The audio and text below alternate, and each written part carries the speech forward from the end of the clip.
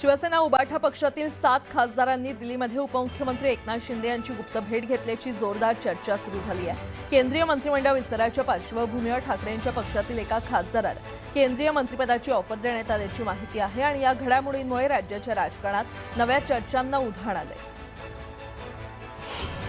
तृणमूल काँग्रेस काँग्रेस पक्षात विलीन करण्याचा प्रस्ताव देण्यात आल्याची माहिती समोर आली आहे। काँग्रेस पक्षाने ममता बॅनर्जींना हा प्रस्ताव दिला असून ममता बॅनर्जींना उपाध्यक्षपदाची ऑफर देण्यात आल्याची ही माहिती मिळते। ममता बॅनर्जींनी सोनिया गांधींची दिल्लीत भेट घेतली होती, त्यानंतर या राजकीय घडामोडींना वेग आल्याचं बोललं जातंय। राष्ट्रवादी काँग्रेसचे नवनिर्वाचित आमदार अनिकेत तटकरे यांनी मंत्री भरत गोगावले यांची सदिच्छा भेट घेतली। विधान परिषद निवडणुकीमध्ये शिवसेनेनं पाठिंबा दिल्यानं अनिकेत तटकरेंनी भरत गोगावले यांचे आभार मानले। कोकण मतदारसंघातून महाविकास आघाडीचे उमेदवार बाळ मानेंनी माघार घेतल्यानं ही निवडणूक बिनविरोध झाली। सांगली सातारा विधान परिषद निवडणुकीच्या पार्श्वभूमीवर जिल्ह्यातील राजकीय वातावरण तापलंय। महायुतीनं दोन्ही महाराजांना डावलून उमेदवारी दिल्याचा आरोप राष्ट्रवादी काँग्रेस शरदचंद्र पवार पक्षाचे नेते जयंत पाटील यांनी केला होता। दरम्यान विरोधकांना गैरसमज पसरवल्याशिवाय मतं मिळणार नाहीत असं म्हणत शिवेंद्रराजेंनी जोरदार प्रत्युत्तर दिलंय।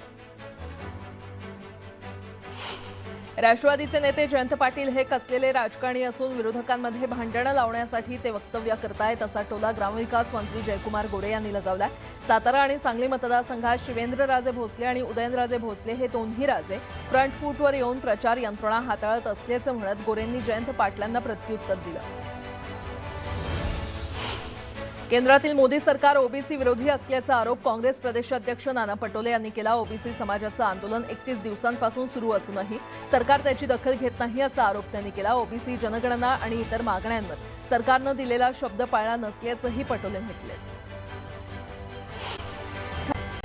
फ्लेमिंगोंचे महत्त्वाचं अधिवास असलेल्या पाणथळ क्षेत्राचं संरक्षण करण्यावर बैठक पार पडली। नव्या विमानतळामुळे पक्ष्यांच्या हालचालींवर होणाऱ्या परिणामाबाबतही चर्चा झाली। पर्यावरणप्रेमी आणि स्थानिकांच्या हिताचा विचार करून शाश्वत निर्णय घेतले जातील असं वनमंत्री गणेश नाईक यांनी यावेळी सांगितलं। तसंच या विषयाच्या सखोल अभ्यासासाठी तज्ज्ञ समिती स्थापन करण्यात येणार आहे। पंतप्रधान नरेंद्र मोदी यांच्या पंतप्रधान पदाच्या 12 वर्षांच्या कार्यकाळानिमित्त नवी मुंबईतील बोनकोडे गावातील विठ्ठल रखुमाई मंदिरात विशेष प्रार्थना आणि सामूहिक आरतीचं आयोजन करण्यात आलं। यावेळी महाराष्ट्राचे वनमंत्री गणेश नाईक यांनी आरती करून पंतप्रधान मोदी यांना दीर्घायुष्य लाभावं आणि त्यांच्या नेतृत्वाखाली देशाची आणखी प्रगती व्हावी अशी प्रार्थना केली।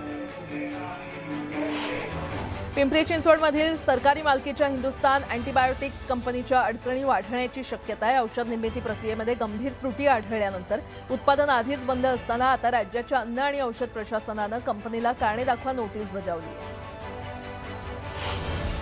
सिडकोचा महत्त्वाकांक्षी प्रकल्प म्हणून ओळख असलेल्या नवी मुंबई मेट्रोच्या विस्ताराला महाराष्ट्र शासनानं मंजुरी दिलेली आहे। त्यामुळे नवी मुंबई मेट्रो आता आंतरराष्ट्रीय विमानतळापर्यंत धावणार आहे। मंजुरी मिळालेल्या मेट्रो लाईन 1A आणि मेट्रो लाईन 2चं काम पुढील वर्षी सुरू करण्यात येणार आहे। या दोन्ही मेट्रो मार्गामुळे नवी मुंबई आंतरराष्ट्रीय विमानतळापर्यंत पोहोचणं प्रवाशांना सोपं होणार आहे। ठाणे जिल्ह्याची तहान भागवणाऱ्या आरती धरणात अवघा 27.66% इतकाच पाणीसाठा शिल्लक राहिलाय, तर चिखलोलीनं तळ गाठला असून त्यात अवघे 60% इतकंच पाणी राहिलेलं आहे आणि त्यामुळे संपूर्ण ठाणे जिल्ह्यावर पाणी टंचाईचं संकट ओढावलंय।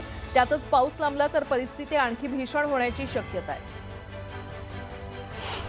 राज्यातील 11वी ऑनलाईन प्रवेश प्रक्रियेअंतर्गत 9 जून रोजी 6,80,786 विद्यार्थ्यांनी पसंतीनुसार कनिष्ठ महाविद्यालयांचे पसंतीक्रम नोंदवून अर्ज लॉक केले। आता पुढील 3 दिवस शिक्षण विभागाकडून कनिष्ठ महाविद्यालयांचं वाटप करण्याची प्रक्रिया राबवण्यात येणार आहे।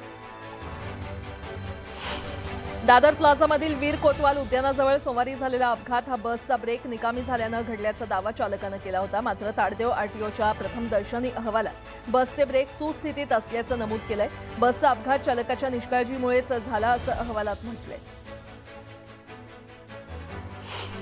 गेल्या 2 दिवसांपासून राज्यात मोसमी पाऊस कोकणातील हणे इथे रेंगाळल्याची स्थिती निर्माण झालेली आहे आणि त्यामुळे राज्यात मोसमी पाऊस काहीसं लांबण्याची चिन्ह आहेत। दरम्यान पुढील 3 ते 4 दिवसात राज्यातील इतर भागात मोसमी पाऊस दाखल होण्यास स्थिती अनुकूल आहे असा अंदाज हवामान खात्यानं वर्तवलेला आहे।